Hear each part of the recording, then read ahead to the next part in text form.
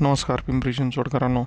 आज पुण्यामध्ये मुळा आणि राम नदीच्या संगमावरती एक चिपको आंदोलन होत आहे.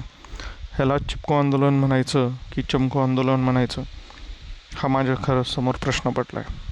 मी देखील काही दिवसापूर्वी या आंदोलनामध्ये होतो, पण त्याच्यानंतरनं ज्या काही गोष्टी समोर आल्या त्याच्यानंतरनं मी या आंदोलनातनं माघार घेतली. ह्यामध्ये असं दिसतं आहे, हा व्हिडिओ बनवताना मी पिंपरी चिंचवडच्या दृष्टीनं बनवतो आहे, कारण पुण्यातली परिस्थिती मला माहीत नाही, त्यामुळे मी त्याच्यावरती कमेंट करणार नाही. पिंपरी चिंचवडमधून बऱ्याच NGO ह्या आंदोलनामध्ये सामील होतात आहेत, ते लीड घेतात आहेत आणि त्यांचं आत्ता तरी असं म्हणणं आहे की नदी सुधारचा जो DPR बनला हा खूप चुकीच्या पद्धतीनं बनला. याच्यामध्ये प्रशासनाने खूप चुकीचे निर्णय घेतलेत. आम्ही ह्याच्याविरुद्ध आवाज उठवत आहोत. ह्या जी काही वृक्षतोड होणार आहे त्याला आमचा विरोध आहे असं ते दाखवण्याचा प्रयत्न करतात. पण वास्तविक परिस्थिती काय हे आपण आता ह्या पुढच्या 2-3 मिनटात जाणून घेऊया.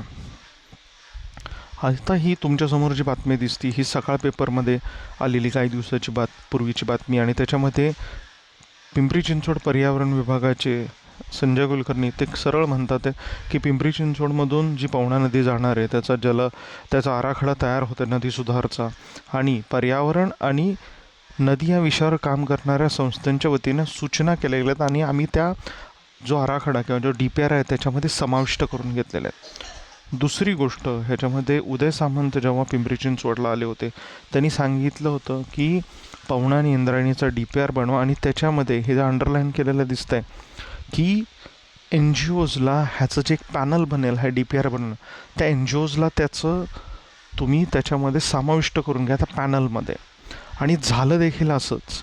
आता मी पुढे जाऊन तुम्हाला अजून एक गोष्ट दाखवतो आहे, ती म्हणजे हा आहे पवनेचा DPR, आणि ह्या पवनेच्या DPRमध्ये असंच इंद्रायणीचा पण आहे, त्याच्यामध्ये देखील थोडं बहुत असं. तर तुम्ही तर खाली गेलात तर याच्यामध्ये एक गोष्ट दाखवतो की याच्यामध्ये इथं जर तुम्हाला दिसलं प्रोजेक्ट अप्रोच आणि मेथॉडॉलॉजीजमध्ये meetings focus on group discussion with experts, त्याच्याचबरोबर पब्लिक कन्सल्टेशन्स हे खूप इम्पॉर्टंट भाग आहे. आणि ह्याच्यामध्ये जर तुम्ही खाली गेलात तर कन्सल्टिंग किंवा कन्सल्टेशन्स विथ NGO हा खूप मोठा भाग आहे ह्याच्यामध्ये. आणि ह्याचे जर ह्या पब्लिक कन्सल्टेशन्सचे जर कलर कोड्स बघितले, ठीक आहे, तर इथे स्पष्ट दिसतं आहे, ठीक आहे. ह्याच्यामध्ये काही फोटोग्राफ्स देखील आहेत ह्या NGO मीटिंग्सचे, इथं 29 जानेवारी 2019ला झालेली. त्याचबरोबर इथे काही मीटिंग्सचे इथे डिटेल्स दिसत आहेत. 6 सजेशन्स फ्रॉम PCMC ऑफिशियल्स. पण हे बघा इथे जी 29 जानेवारी 2019ला जी कन्सल्टेशन विथ NGOज for conceptual master plan and seek their inputs. कोण कोण होतं त्याला? हे ऑनरेबल PCMC कमिशनर आणि पॉलिटिकल पार्टीजचे लीडर्स आणि NGOज होत्या, पहिली गोष्ट. दुसरं, त्याच्यानंतरनं 17 जुलै 2019ला एक मीटिंग झाली to discuss conceptual master plan and its objective and way forward. ह्याच्यामध्ये देखील NGO रिप्रेझेंटेटिव्ह आणि PCMC ऑफिशियल्स आहेत. त्याच्यामध्ये हे काही फोटोज देखील दिसतात आहेत ह्याच्यामध्ये, आणि पुढे काय काय झालं त्याच्यानंतर हा सगळा DPR ह्याच्यामध्ये बनला.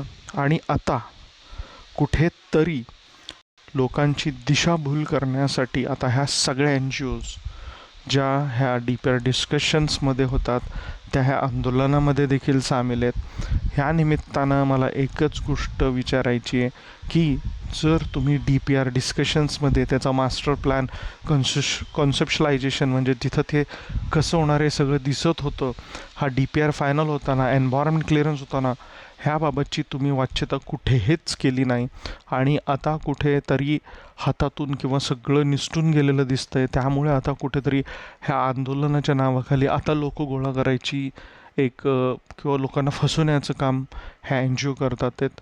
डेफिनेटली ह्या मीटिंग्स कधी झाल्या, ह्याला कुठले NGOज उपलब्ध होते, त्यांनी काय सजेशन्स दिले, कसं केलं, काय झालं, आणि ह्याबाबतचं लोकांना माहिती का दिली गेली नाही, किंवा इतर NGOज ज्या पर्यावरण आणि नदीवरती काम करणार ह्यांना कुठलीही माहिती न देता ह्या गपचूप मीटिंग्स झाल्या प्रशासनाबरोबर.